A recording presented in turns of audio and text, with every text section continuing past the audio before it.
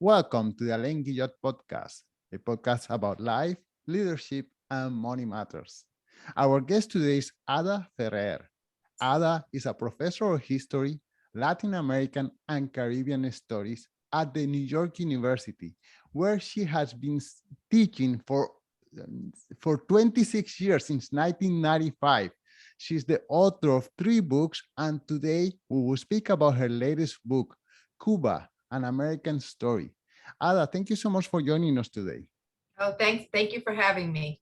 So, It's a Ada, pleasure. your book is a huge piece of history, 550 pages, I think I counted, and you cover everything from the arrival of Cristobal Colon onto our days today.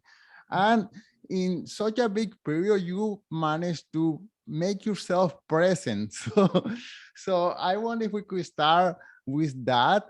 You were born in Cuba, but when you were 10 months old, your mother brought you to the United States. Can you tell us what was going on in Cuba during that time period? Yeah, so my mother, as you said, brought me to the United States. Actually, we went first to Mexico City, but then came to the US soon after. And that was in April of 1963 that we left Cuba. So it was the revolution had been in power since 1959. Fidel Castro had been in power since January of that year. And by the time we left, the revolution had already declared itself to be a socialist revolution. Relations had already been broken with the United States. The Bay of Pigs invasion that happened and failed from a US perspective failed. The missile crisis had already happened. So it was a tumultuous time that I think by the time we left, people had a sense that that the revolution was firmly in power. And my mother wasn't particularly against the revolution, I want to say. My father was, and my father left about a year before we did, about a year before we did. And she wanted to be with my father. So we left and we came to New York City and became immigrants in the great metropolis of New York City, like so many others. Okay, so you became an immigrant. Nevertheless, you stay with your Cuban roots. You had a Cuban friends, neighbors, your mother and dad, of course. Can you tell us a little bit about your decision to study history and later on to become a history teacher? Yeah. So when I was growing up, I grew up in a community that was by and large Cuban. It was a working class community in New Jersey, right across the river from Manhattan. And Cuba there was everywhere. It was all my friends were Cuban, the food was Cuban, the talk was all Cuban politics, the graffiti on the buildings was all about the Cuban Revolution and Fidel Castro.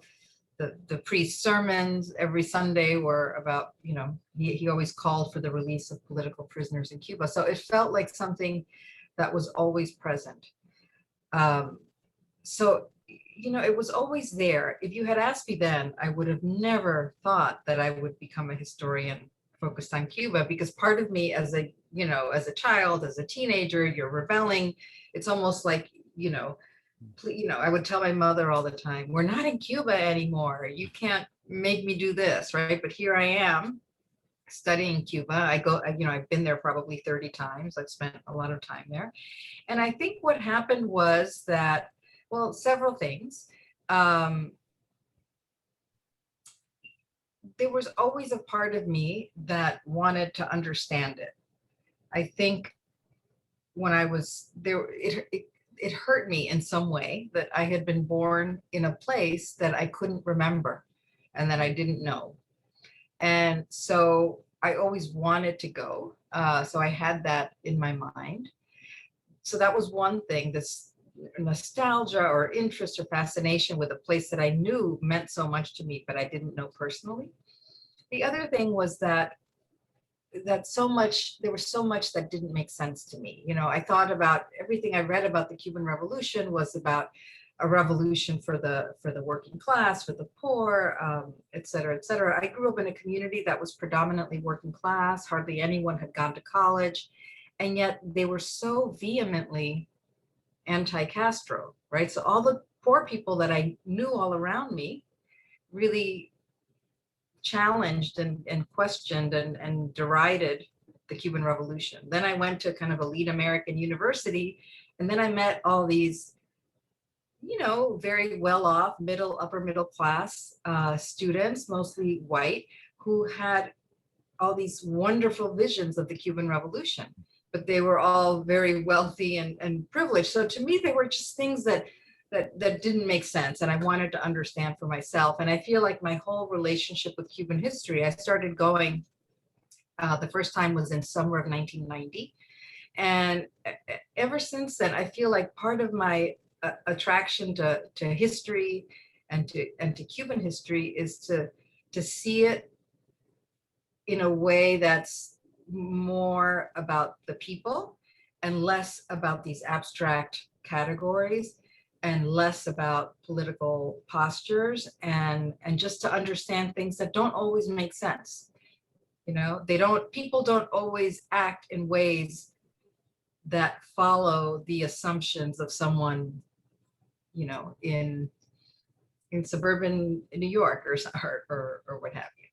Or okay, I have never understood the attitude of Cuban Americans in regards that uh, their political desire is the isolation or the backlash, blocking the relationship between United States and Cuba.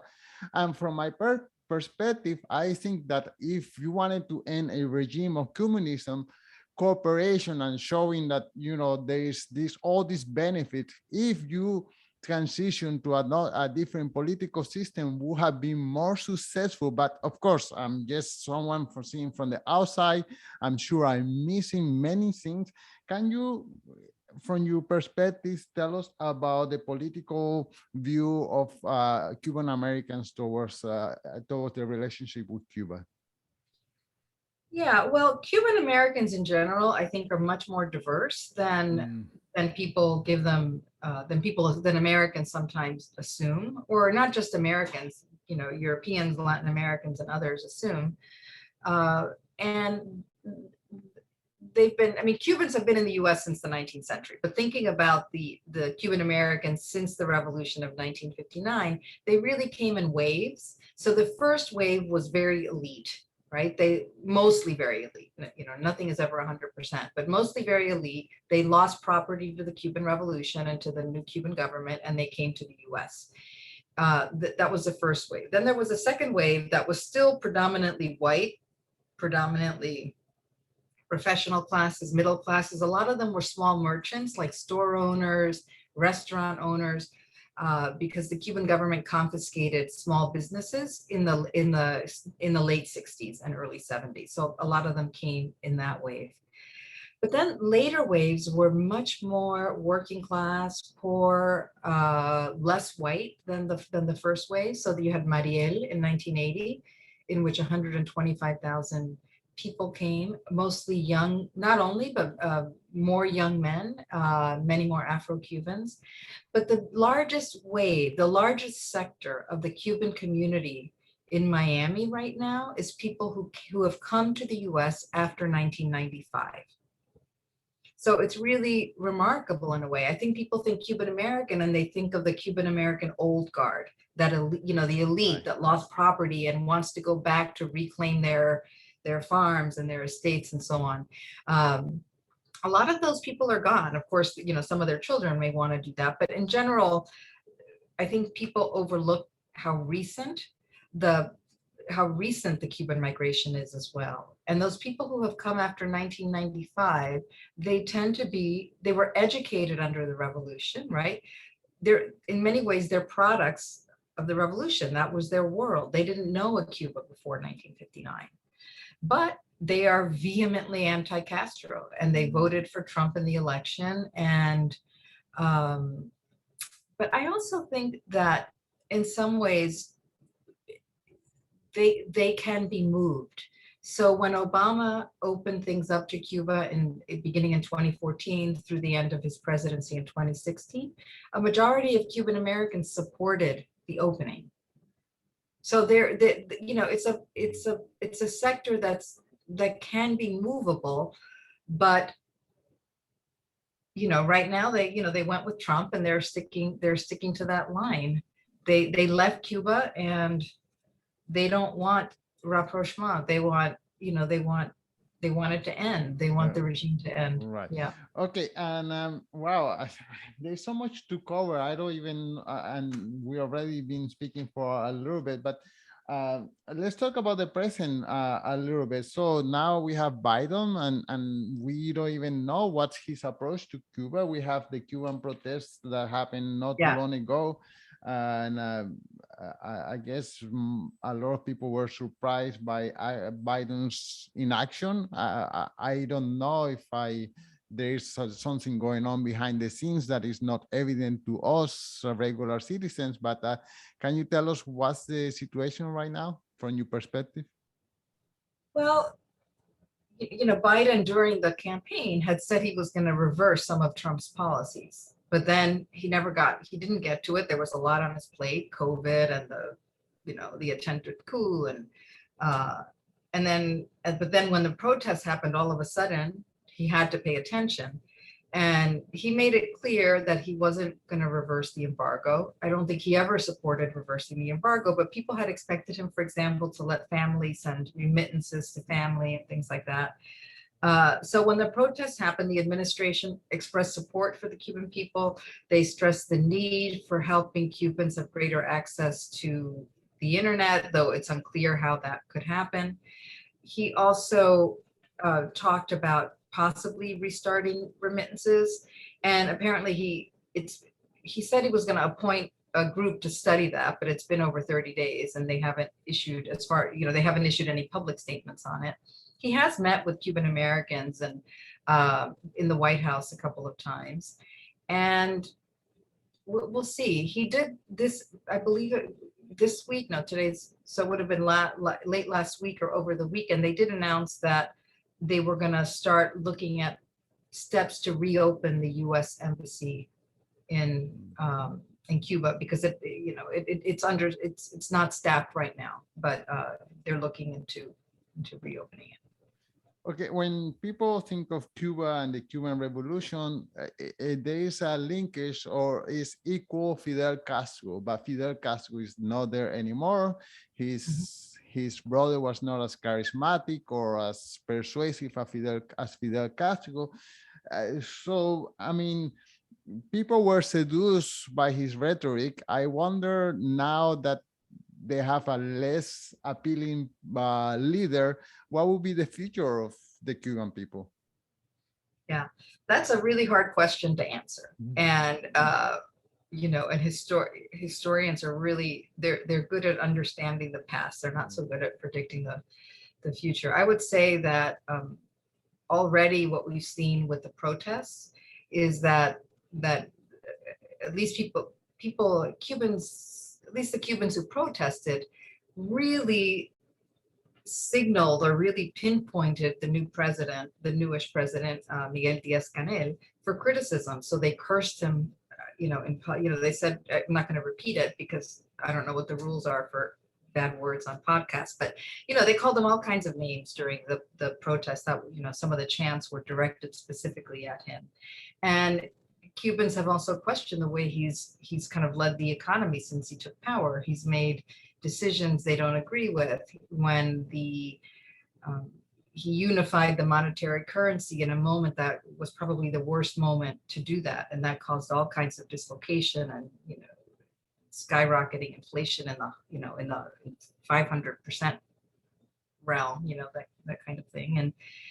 And so I don't think that Cubans have much faith that he can lead them out of this crisis. And but that said, that's different than knowing what's going to happen, which no one can know. And I think that's part of my thinking. I mean, obviously, when the book was finished before the protest happened, but part of my thinking in general for writing the book now. I started writing it after Obama had announced the opening, and my idea was that something was shifting dramatically. There was the possibility of a new relationship with Cuba. Fidel Castro was no longer in power. Raul Castro was not going to be in power indefinitely. So it just seemed like a really good moment to take a step back and think about what is the history of Cuba, what is the history of the Cuban Revolution, and how do we write a history for a moment when the ground is shifting underneath us. So that was part of the idea for writing the book. Well, Cuba has always, according to your book, or I'm learning through your book, that it has always been considered almost like a little territory of the United States in a way, and all this interaction.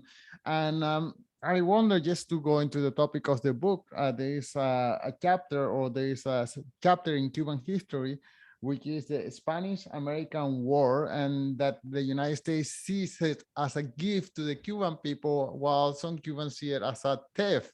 So can you explain that to the listeners? Sure. So the Spanish-American War, as probably many of them know, happened in 1898. And, students study it maybe a little bit in high school. It's not a major topic in US history courses. But one of the things that I think Americans need to understand is that the Spanish-American War, in which the US declared war on Spain, they declared war on Spain because a ship called the USS Maine exploded in Havana Harbor. It was an American ship that had hundreds of Marines on board. They died, and the U.S. blamed Spain and intervened and went to fight Cuba. Went to fight Spain in Cuba, which was a Spanish colony, in Puerto Rico and the Philippines. And that war only lasted a few months. What Americans don't understand is that intervention came at the end of a 30-year process of Cuban independence. So Cubans had been fighting for their own independence for 30 years over 3 wars. There was a war from 1868 to 1878, another war in 1879, and then the final war in 1895, right? And in between those wars, there was also a lot of activism, a lot of writing, a lot of mobilizing and thinking about Cuban independence and what a Cuban republic would be. When the US intervenes, it's the 3rd year of the war. Spain is in dire straits. There is no sense that Spain can win the war anymore. And the Americans know this. And they intervene. And of course, the Americans are a lot more powerful than, a guerrilla insurgent army, which is what the Cubans were. And they're a lot more powerful than the Spanish army, and they defeat the Spanish fairly quickly. And then they set up a military occupation that lasts 4 years. So in Americans' view, they intervened in the independence struggle of a neighboring country to help them win their independence. In the US, in the Cuban view, they were about to win independence soon, most likely. The Americans came in, took the credit for it, didn't allow the Cubans to participate in any of the negotiations that ended the war, and then set themselves up as the rulers of Cuba for 4 years. So there was one Cuban general who said, this is absurd. It would be like if in the American Revolution, in which we all know the French participated, the British and the French had negotiated the end of the war and not let Washington and all the Americans participate in the negotiations and the founding of the Republic. So there was a lot of resentment and a lot of resentment and just a different view of they're like radically opposing views of the same shared history. So it's a shared history, but nowhere near a shared understanding of what that history means. Right. Well, your book is full of stories. You go over the Bay of Pigs. You go over the Cuban crisis, the missile crisis. I think, and it's 500 something pages long. I think the listeners have a lot of reading material there. And I like to also mention the article that you wrote on the New Yorker. Can you tell us about that article? I found it so moving and so representative, not only of your life, but the life of many Cuban immigrants to the United Yeah. States. Yeah, sure. So one thing about the book before that I should mention for listeners is that uh, it's 500 something pages, but the chapters are really short. So so the chapters are written to be like little bite-sized morsels, so you can read a chapter in one sitting and give it a break, then read another one. So I hope you give it a chance despite its length. It's full of great stories and great characters and so on. So I think anyway. And then about the article, yeah, so I wrote the article. I never planned on writing that article. It was published in the New Yorker as part of their personal history series, right? So it's not a feature piece, not a research piece, it's a personal history piece. And I wrote it, my mother died in August of 2020, so about a year ago. And I have a half brother, my mother's son, who also died in August of 2020. Neither of them of COVID, they just both died. And really, I was kind of a wreck. And I found that what got me out of bed was writing. And so I kind of, after I came, they both lived in Miami. After I came back from Miami, a week after my mother's death, I was just lying around. And one day I got up and just started writing, and that's what got me out of bed. So the story, it tells a kind of triangular story of my mother, my brother, and me. And when my mother and I left Cuba in April of 1963, my mother left my brother behind. His father wouldn't let him leave. Um, she didn't tell him she was leaving. She left without saying goodbye. And um, and that's a story that's always haunted me, that I've grappled with my whole life. And he had a very troubled life, for which he blamed my mother's departure. So it's that's the personal story, but it's a personal story that is also just so much a part of the history of the Cuban Revolution, of the history of Cuban migration to the US. So many families have stories of family separation, of stories of people having, leaving people behind or being left behind, of having to make these really, you know, just heartbreaking decisions. And so it's a personal story, but it's also, in a sense, it captures, I think, what it's like to live in big history, right? But there's these big epic histories we hear about: Fidel Castro coming down from the mountains, the US invading, the missiles. But there's all these millions of individual lives that are contained in that history and that get buffeted by that history. So I think it's a very personal, individual story, but also a story of the way, history affects life at a very kind of granular level. And that their stories too are part of history. That's part of the history of the Cuban Revolution and of Right. Cuba. One last question. How is Cuba dealing with COVID-19? Are they, I mean, I don't think, are they getting the vaccine? Are people getting vaccinated, or Yeah. just, okay, great, Yes. perfect. So they started dealing very well with the vaccine, with COVID initially. There were relatively few cases. There was a robust public health response. And Cuba was even sending doctors to places that were hard hit. So a brigade of Cuban doctors, they always use these military metaphors. A brigade of Cuban doctors went, for example, to northern Italy when Italy was having the worst of its crisis at the beginning of the pandemic. So it started out well, but it has been doing very, very poorly for many months now. They have their own vaccines, which they have two vaccines, which they are using to give to their own people, and they've even started vaccinating children this week. So that, which is great. But at the same time, the Delta variant is there.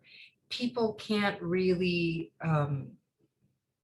observe things like physical distancing because people live in cramped quarters. People can't stock up on food because the food isn't available to stock up on, and people don't have the money to buy a lot at one time. So people have to go out and wait in these crowded lines. The hospitals are failing. There's not enough gasoline for ambulances. They have the vaccine, but not enough syringes.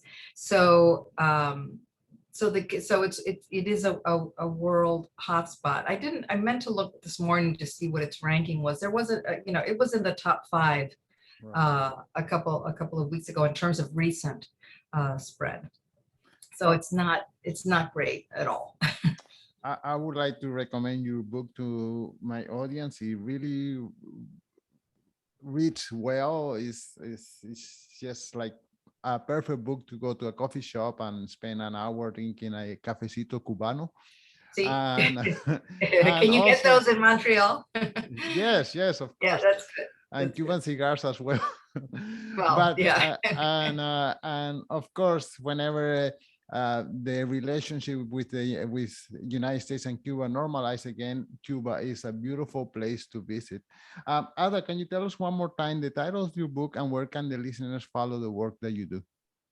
Sure. So the title of the book is Cuba, an American History.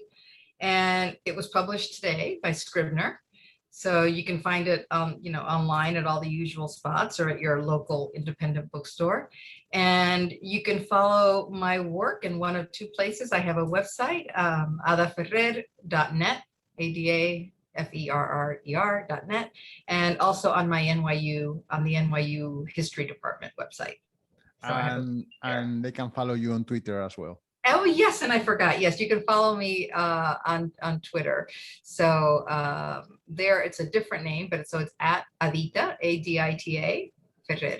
All the And I'm on links will be in Twitter. the show notes. Ada, thank you so much for Great. your time. Okay. Thank you. Bye-bye.